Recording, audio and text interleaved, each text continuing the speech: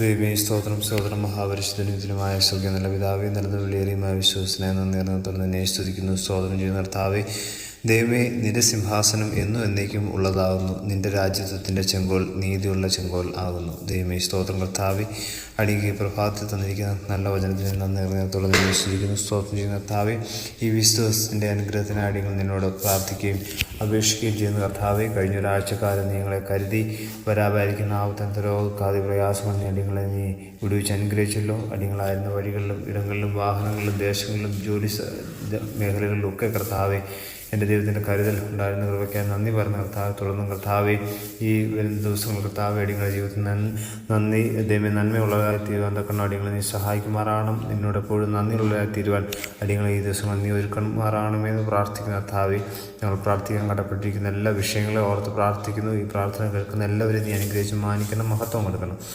യേശു ക്രിസ്തുവിൻ നാമത്തിൽ തന്നെ ആമേൻ.